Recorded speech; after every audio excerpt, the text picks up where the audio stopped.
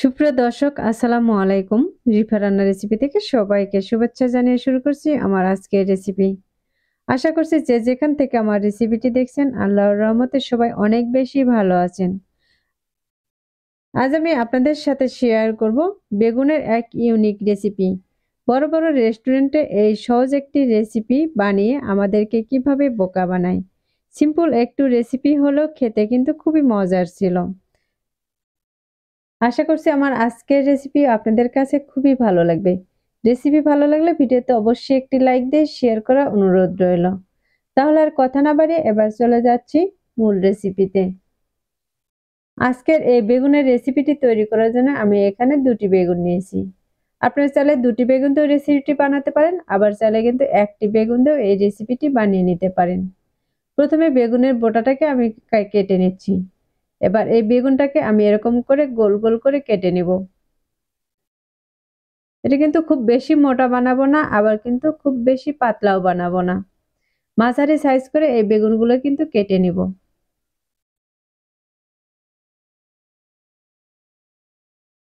এখন এই বেগুন থেকে আমি কিন্তু মাঝ বরাবর এগুলোকে কেটে নিব। বেগুনের বীজগুলোকে আমি আলাদা করে নিব। দেখতে পাচ্ছেন আমি কিন্তু চাকু দিয়ে এরকম করে মাঝ বরাবর কেটে নিচ্ছি। আর এগুলো কিন্তু কেটে বাইরে ফেলে দিচ্ছি।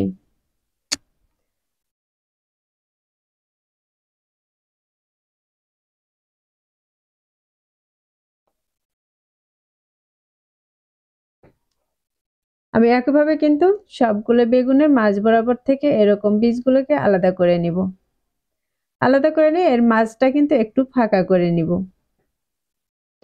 আর এগুলো যে রেখে দিচ্ছি এগুলো আমি কিন্তু আবার ছোট ছোট করে কেটে একটু পুর রেডি করে নিব।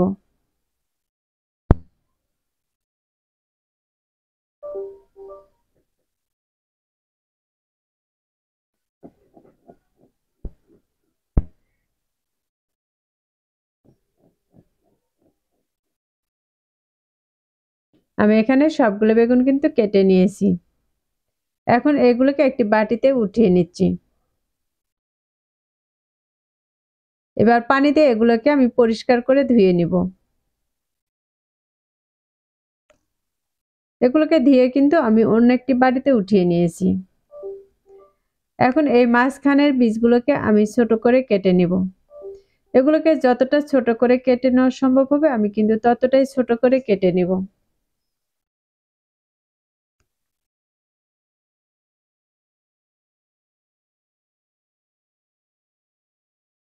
আমি এগুলো কিন্তু খুব সুন্দর করে ছোট ছোট করে কুচি করে কেটে নিয়েছি। এগুলো কাটা হয়ে গেছে, এখন আমি একটি বাটিতে উঠিয়ে নিচ্ছি।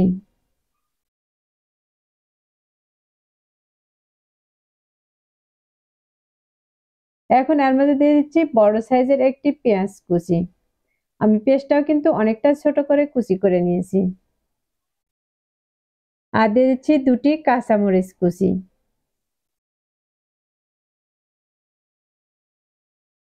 এখন এর মধ্যে দিয়ে দিচ্ছি স্বাদ মতো লবণ, দিয়ে দিচ্ছি সামান্য পরিমাণে হলুদের গুঁড়ো, দিয়ে দিচ্ছি কিছু লাল মরিচের গুঁড়ো। ঝালটা কিন্তু আপনারা আপনাদের পছন্দ অনুযায়ী দিয়ে দিতে পারেন। আর এর মাঝে দিয়ে দিচ্ছি আমি ডিম। ডিমটা দিয়ে কিন্তু এগুলোর সাথে ভালোভাবে মিশিয়ে নিব।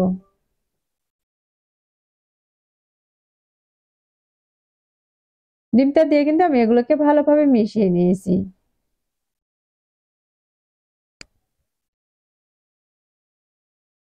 এখন এই বেগুনগুলোকে আমি একটি প্লেটে উঠিয়ে নিচ্ছি।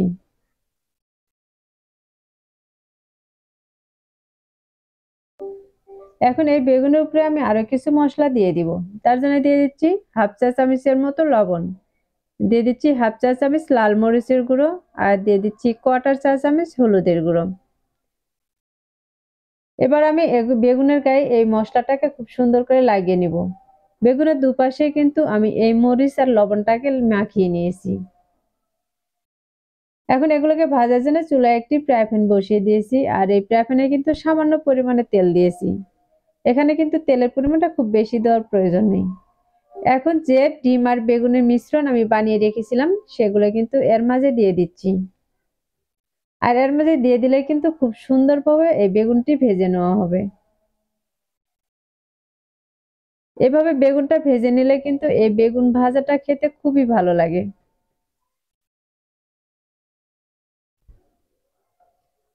বাকি যে ডিমটা ছিল সেটাও কিন্তু আমি এর উপরে দিয়ে দিচ্ছি।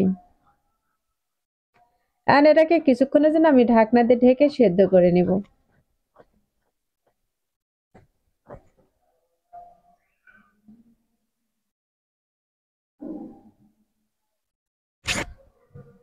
এবার আমি ঢাকনাটাকে উঠিয়ে নিচ্ছি। আর এগুলোর এক পাশে কিন্তু একটু কালার চলে এসেছে।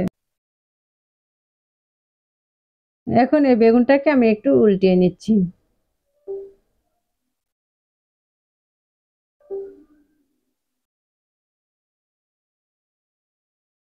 আর যে বাড়তি ডিমটা ছিল এটা কিন্তু আমি একটু উল্টিয়ে নিচ্ছি, কারণ এগুলো নষ্ট না করে এগুলো কিন্তু ভাত দিয়ে খেয়ে নেওয়া যাবে।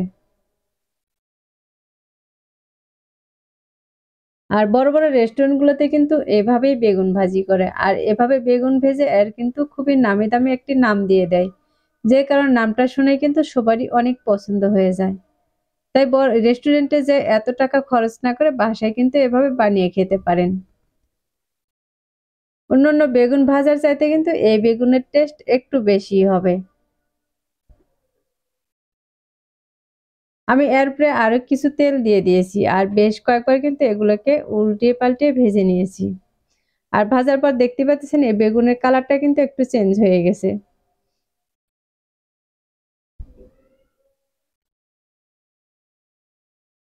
আমি এই পর্যায়ে কিন্তু বেগুনগুলোকে আর ঢাকনা দিয়ে ঢেকে দিব না। এই বেগুনগুলোকে কিন্তু আমি আবারও উল্টিয়ে নিচ্ছি।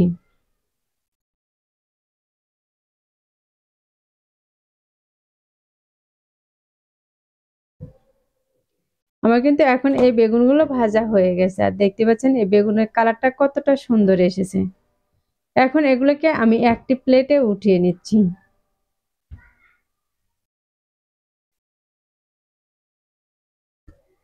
আশা করছি প্রতিদিনের মতো আমার আজকের রেসিপি আপনাদের কাছে খুবই ভালো লেগেছে আর সহজ লেগেছে। রেসিপিটি ভালো লাগলে ভিডিওতে একটি লাইক দিয়ে শেয়ার করার অনুরোধ রইল। আর রেসিপিটি অবশ্যই বাসায় একবার ট্রাই করবেন। আর আমাকে কমেন্টে লিখে জানাবেন আমার আজকের রেসিপি আপনাদের কাছে কেমন লেগেছে। যারা আমার চ্যানেলটি এখনো সাবস্ক্রাইব করেনি তাদেরকে চ্যানেলটি সাবস্ক্রাইব করার অনুরোধ রইল। আর যারা চ্যানেলটি সাবস্ক্রাইব করেছেন তাদেরকে অসংখ্য ধন্যবাদ। কথা হবে আবারও এরকম নতুন নতুন রেসিপি নিয়ে। এ পর্যন্ত সবাই ভালো থাকবেন, সুস্থ থাকবেন, আর আমার ভিডিওর সাথেই থাকবেন। আজকের মতো এখানেই বিদায় নিচ্ছি। আল্লাহ হাফেজ।